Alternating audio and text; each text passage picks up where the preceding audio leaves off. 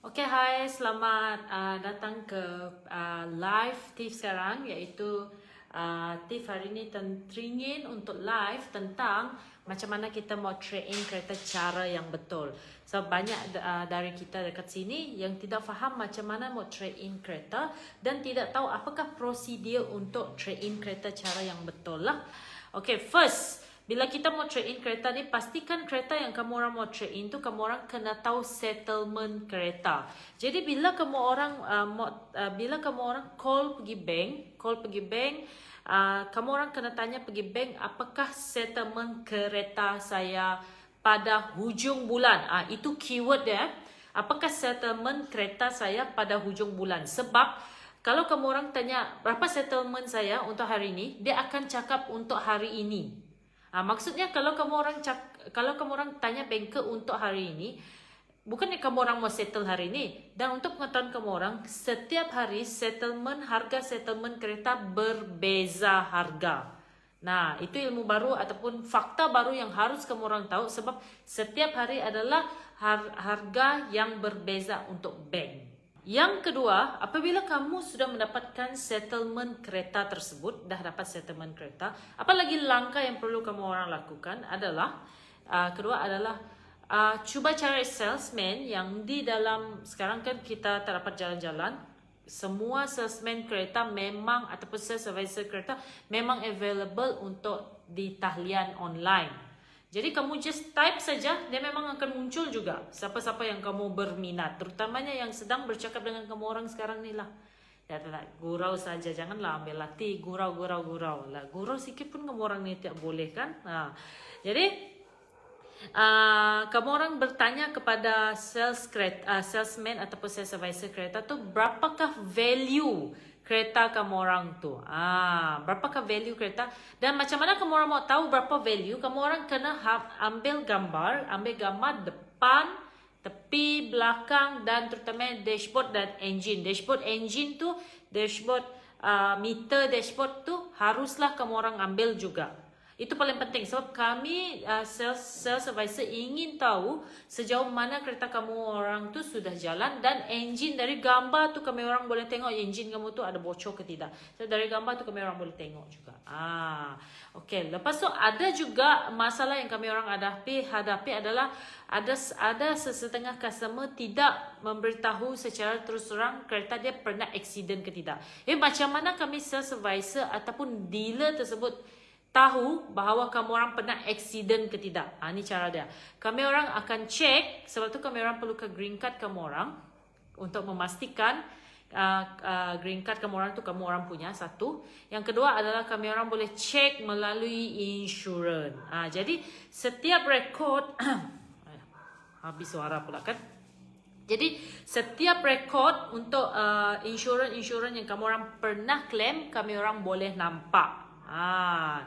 Yang ketiga adalah, okay, let's say lah memang kita mau ambil Isuzu D-Max lah, kita mau trade in kereta kecil ke kereta besar, iaitu Isuzu D-Max. Jadi apa langkah seterusnya? Yang nombor 3 adalah dapatkan harga kereta kamu orang tu, dan dapatkan berapa rebate kereta Isuzu kamu orang tu. Kamu orang boleh pilih lah, macam mana yang mana kamu orang mau lah. Kalau kamu orang mau manual, kamu orang ambil manual macam Isuzu D-Max 3.0 manual basic, sekarang rebate dia adalah 12,000. Dan kalau kamu orang mau pilih 12,000, dan pilihlah 12,000. Jadi bincang dengan sales advisor tu, saya mau kereta jenis ni. Dan okay, ini yang selalu terjadi, kereta kita bawah harga yang diambil oleh dealer adalah lebih bawah daripada harga daripada harga loan sekarang. Pernahkah kamu orang terjadi masalah tu? Macam loan kamu orang lebih tinggi daripada harga dealer ambil. Jadi macam mana kita mau settle lebihan duit tu? Dan banyak dari kalangan kamu orang fikir kalau trade in kereta kamu orang akan dapat cash. Itu adalah fakta yang paling tidak diterima pada masa kini, disebabkan kita punya habit selalu nak full loan. Jadi susah untuk kamu orang mau dapat cash daripada apa yang kamu orang trade in tu. Selalunya kamu orang kena tambahkan duit, atau kamu orang kena atau kamu orang tidak dapat apa-apa pun dari kereta kamu orang tu. Nah, dia ada dua kemungkinan. Jangan kamu orang fikir kalau saya trade in saya akan dapat cash dan cash tu saya akan top up untuk kereta baru. Tidak ada benda begitu kalau kereta kamu tu masih loan dan kalau kereta kamu tu full loan dulu. Yang keempat adalah kebanyakan kita bertanya, bertanya memang bagus, tetapi kebanyakan kita bila kita mau membeli kereta tu kita tidak bersiap sedia dari segi dokumen kita. Nah, sebenarnya proses trade ini senang kalau kamu orang mengikut apa yang Tiff beritahu ni. Contoh apa yang Tiff mau sampaikan ini adalah dokumen untuk kamu apply loan. Yang ni Tiff memang berbuih-buih setiap hari cerita tentang apakah dokumen yang kamu orang perlu apply, yang kamu orang kena bawa kalau nak apply loan. Jadi kalau benda ni tidak settle, dan satu lagi susah untuk kamu orang mau dapat loan approve kalau pembayaran kereta sekarang yang kamu orang mau trade in tu tidak bagus. Dan untuk pengetahuan kamu orang tak boleh trade in kereta yang belum habis bayar, kamu orang mau trade in kereta yang belum mau habis bayar atas nama orang lain. Yang harap, contohlah kamu orang sekarang tengah sambung loan kereta CA tu berada di dekat tempat lain. Jadi CA tu seperti tahu kamu orang, dia kena tamprin pergi JPJ. Kamu orang tidak boleh suka hati mau melepaskan kereta dia walaupun kamu orang yang bayar. Nah, itu adalah berita buruk lah. Jadi let's say lepas kereta baru kamu orang tu sudah approve, langkah yang kelima adalah jangan lupa untuk mengambil NCD kereta lama. Adakah kamu orang yang dekat sini yang sudah trade in, sudahkah kamu orang mengambil NCD kereta lama untuk dipindahkan ke kereta baru? Nah, banyakkah kita terlepas pandang terhadap NCD kereta kita ni?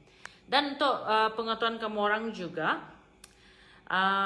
bila kamu orang trade in tu, kalau kamu orang desak dia untuk settle terus loan kamu orang pada masa yang sama kamu ambil kereta juga, itu adalah susah untuk kita mau capai benda tu. Kamu orang tahu kenapa? Kerana sekarang Puspakom perlu kita buat appointment. Kita perlu buat appointment untuk Puspakom. Jadi untuk membuat appointment Puspakom kan Sepas kami orang ambil kereta kamu orang tu, kami orang kena pastikan kereta kamu tu selamat untuk dijual. Jadi kami kena Puspakom dulu.